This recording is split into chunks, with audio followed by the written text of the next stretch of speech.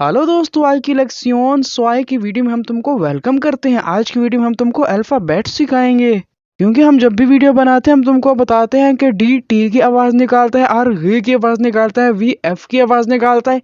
लेकिन आज की वीडियो के बाद हमको तुमको बताना नहीं पड़ेगा, क्योंकि आज हम सारे अल्फ़ाबेट क्लियर कर देंगे। सबकी प्रोनाउंसिएशन हम तुमको वाजिया कर देंगे ताकि तुमको समझने में आसानी हो और हमको समझाने में आसानी हो। तो अभी वीडियो को शुरू करते हैं। सबसे पहला लफ्ज़ है आ कहते हैं ए को एक मरतबा दोबारा आ, जैसे वो गाना भी है ना, नेड़े नेड़े आ आ आ, वो ए ही है। और अभी चलते हैं इससे अगले लफ्ज की तरफ, जो कि है बा। बी को कहते हैं एक मरतबा दोबारा बा।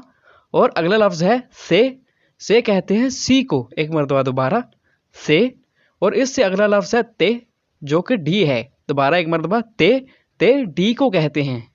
और पांचवा लफ्ज है ए। अब मेरे को समझ नहीं आती कि इंग्लिश का ई और जर्मन का ए, पता नहीं क्यों दोनों लैंग्वेजेस कंफ्यूज हैं, उनको समझ नहीं आ रही कौन सा लफ्ज किधर डालना है। लेकिन उससे अगला लफ्ज है एफ, इसको जर्मन में भी एफ ही कहते हैं। नेक्स्ट वर्ड है के इंग्लिश का जी है, एक मरतबा दोबारा के।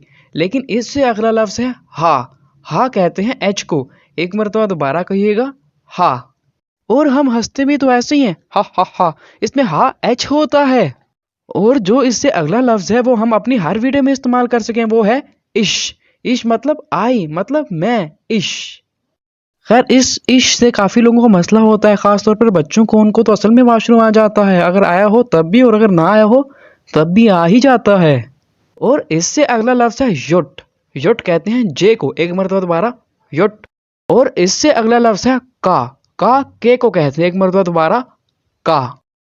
और इससे अगला लफ्ज है एल को एल ही कहते हैं। और इससे अगला लफ्ज है एम, और एम को एम ही कहते हैं। और इससे अगला लफ्ज है एन, और एन को भी एन ही कहते हैं। और इससे अगला लफ्ज है ओ, और ओ को भी ओ ही कहते हैं। लेकिन इससे अगला लफ्ज है पी को भी पी ही कहते हैं। लेकिन क्यू को कू कहते हैं, कू, एक मरतबा दोबारा कू। इसको अग कहते हैं, जो कि गाइन की आवाज निकालता है, क्योंकि जर्मन काफी मिलती जुलती है उर्दू से। मेरे को पता है आज की वीडियो काफी ड्रैग हो रही है, लेकिन क्या करें, लैंग्वेज तो सीखनी है ना, मजबूरी है। क्योंकि कुछ ना कुछ तो काम होगा जो तुम लोग इस वीडियो को देख रहे हो। मेरी भी मजबूरी है, तुम्हारी भी मजबूरी है, सबकी मजबूरी है। इस दुनिया में आना भी तो मजबूरी थी, नहीं तो कोई भी ना आता। इससे अगला लफ्ज है जी, जो कि एस को कहते हैं, एक मरतबा दोबारा कहिएगा जी। इससे अगला लफ्ज है ठी, जो कि टी को कहते हैं, एक मरतबा दोबारा कहिएगा ठी। और इससे अगला लफ्ज है ऊ यू को कहते हैं, एक मरतबा दोबारा कहिएगा ऊ। और इससे अगला लफ्ज है फाउ, एक मरतबा दोबारा फाउ कहते हैं वी को, जैसे कि हम फिया कहते हैं। फिया के स्पेलिंग होते हैं VIER। ये हम तुमको इंग्लिश में बता रहे हैं, लेकिन डॉइच में इसकी प्रोनाउंसिएशन कुछ और होगी। मेरी इंग्लिश भी थोड़ी सी वीक है, तो एक मरतबा दोबारा फाउ। और इससे अगला लफ्ज है वी, जो कि डब्लू को कहते हैं। मेरे को नहीं पता दोनों लैंग्वेजेस में क्या चल रहा है, लेकिन जो उसको कहते हैं वो इसको नहीं कहते, और जो इसको कहते हैं वो उसको नहीं कहते।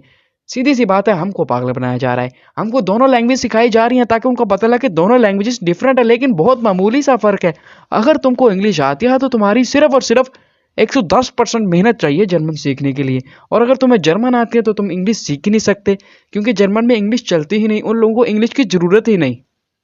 खैर हम तो अल्फाबेट सीख रहे थे, तो वापस आते हैं अल्फाबेट्स की तरफ।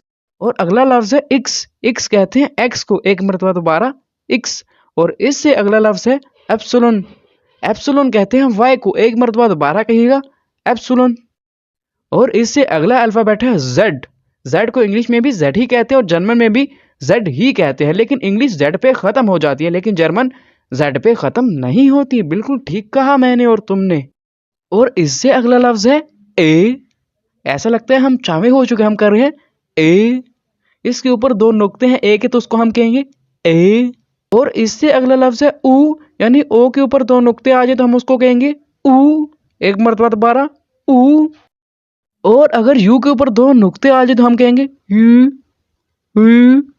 यू। एक मरतबा तुम भी सर्च कर लेना, लेकिन मेरे को तो इसकी प्रोनाउंसिएशन कुछ इस तरह की लगी थी, लेकिन हो सकता है कि मैं गलत हूं, और हो सकता है कि मैं गलती हूं। और आखिरी लफ्ज आ ही गया, जो कि है शार्कफसेस, एक मरतबा दोबारा शार्कफसेस। ये बी की तरह लगता है, लेकिन ये बी नहीं है, ये शार्कफसेस है। अगर हो सके तो तुम ये भी सर्च कर लेना। और आज की वीडियो का थोड़ा सा छोटा सा हमने एक कंपटीशन तो नहीं कह सकते, एक चैलेंज है कि तुमने बताने हैं कि जर्मन अल्फ़ाबेट्स में कितने अल्फ़ाबेट होते हैं। जैसे इंग्लिश में 26 होते हैं, बिल्कुल इसी तरह जर्मन लैंग्वेज में कितने होते हैं। तो बस आज के लिए चुस, मिलते हैं नेक्स्ट वीडियो में, और अगली वीडियो में हम तुमको गिनती सिखाएंगे। तो